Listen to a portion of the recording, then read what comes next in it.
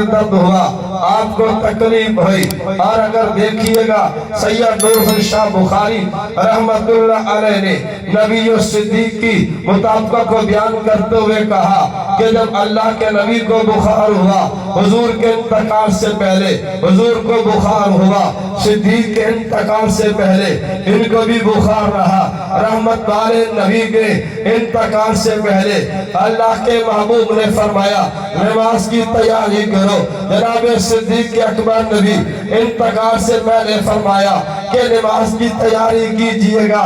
جب نبوت کا انتقال ہوا وہ بھی دن سوموار کا، جب یار صدیق کا انتقال ہوا وہ بھی دن سوموار کا۔ جب نبوت کا انتقال ہوتا ہے اللہ کے نبی کی عمر 63 برس کی، جب یار صدیق کا انتقال ہوتا ہے ان کی عمر بھی 63 برس کی۔ نبی صدیق کل غار میں تھے، نبی صدیق آج مزار میں ہے، نبی صدیق کل حوض کوثر پر جمع ہوں گے، نہ کل جدا تھے نہ آج جدا ہے، قیامت آ سکتی ہے، جدا نہیں ہو سکتے۔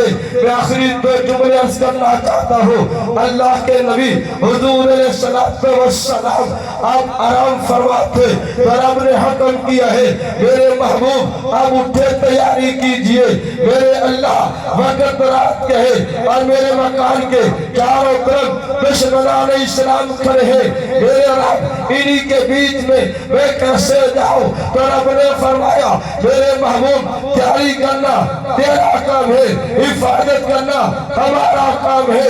اللہ کے نبی نے تیاری کی، آپ نے فرمایا ربا یہ مکے کی اوانتیں، یہ سونا، یہ چاندی، یہ اشرفیہ، یہ ستو، یہ کھجوریں، ربا یہ کافروں کی اوانتیں میرے پاس ہے اور وقت رات ہے، یہ اوانتیں ان کی حوالے کی جائے۔ چھوٹی بارہ کے دوستو رب نے فرمایا میرے محبوب گھبرانے کی ضرورت نہیں، مکے کی ساری اوانتیں جناب علی کی حوالے، میرے رب کی امانت جناب صدیق اکبر کے پاس۔ اللہ کے نبی نے مکے کی ساری امانتیں حضرت علی کو دی، آپ نے امانتیں دینے کے بعد ارادہ کی ہے جانے کا، ارادہ کی ہے سفر کرنے کا۔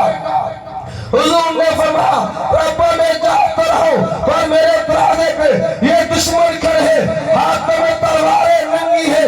رب نے کہا میرے محبوب تیاری تم کرو، حفاظت ہمارے ذمہ۔ آمنہ کے لال نے فرمایا ربا میں جاؤں گا کیسے؟ اللہ نے فرمایا میرے محبوب مٹی کی بھر کے سورۃ یاسین پڑھ کے مٹی ڈالنا تمہارا کام ہے، دشمن کو اندھا کر دینا میرا کام ہے۔ آمینہ کے لال نے مٹی کو اٹھایا، پھینکنے کا ارادہ کیا، تخطیط کی کتابیں تصورات میں کہتی ہے اللہ کے نبی نے کہا ربا اگر مٹی سامنے ڈالوں پیچھے والوں کا کیا بنے گا؟ دائیں ڈال دوں بائیں والوں کا کیا بنے گا؟ رب نے کہا میرے محبوب مٹی ڈالنا تیرا کام ہے، آپ کو غلام بنانا تمہارا کام ہے۔ کہنا چاہتا ہوں نبی نبیوں میں اعلیٰ، صدیق صحابہ میں اعلیٰ۔ شرع اسلام کی بسے بولے تو چاہ کجا سبحان اللہ۔ یا نہار پہ چاہ گنو یا سارے ڈالر پہ جو باقی میرا قرآن آئی جا رہے ہیں، اے وقت بزرگ میرا پچھلے سال کو میں راستیا ودے آج کو منائیں گی، میں کہ چاہ کسو رلے کسو آگو سبحان اللہ۔ بات سمجھ آ رہی ہے دوستو؟ ان پر ذرا اونچا کہہ دو سبحان اللہ، آخری مرتبہ زور سے کہہ دو سبحان اللہ۔ میرے قابل احترام دوستوں اور ساتھیوں میں آخری جملہ عرض کرنے چاہتا ہوں، اللہ کے نبی حضور علیہ السلام نے آپ نے مٹی کو ڈالا ہے، سورۃ یاسین پڑھ کر اللہ نے ہوا کو آڈر کیا، ایسی ہوا چلی ایسی اندھیری چلی، نہیں ایسا طوفان چلا کہ مٹی آرام سے ساروں کی آنکھوں میں چلی گئی۔ انہوں نے تلواریں تو پھینک دی، آنکھوں کو مسلنا شروع کر دیا۔ ایک نے دوسرے کو کہا ارے تجھے شرم نہ آئی، تو نے میری آنکھ میں مٹی ڈالی ہے؟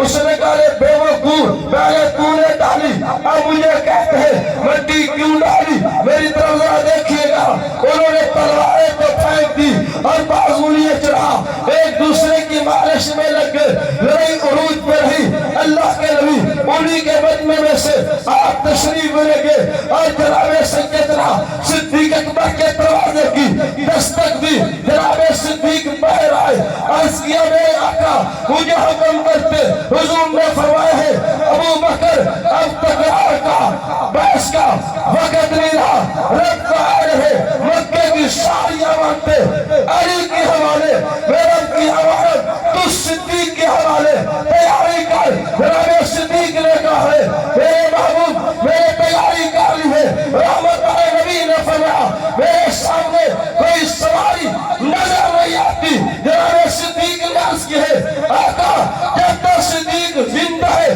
صدیق کے کندھے سواری کے لیے تیار ہو چکے ہیں۔ میں جملہ عرض کرنا چاہتا ہوں، صدیق اکبر کے کندھے تھے، نبوت سوار تھی، ارے نبی کے رحمت والے دونوں ہاتھ صدیق کے سر پر تھے۔ کہنا چاہتا ہوں نبی نبیوں میں اعلیٰ، صدیق صحابہ میں اعلیٰ۔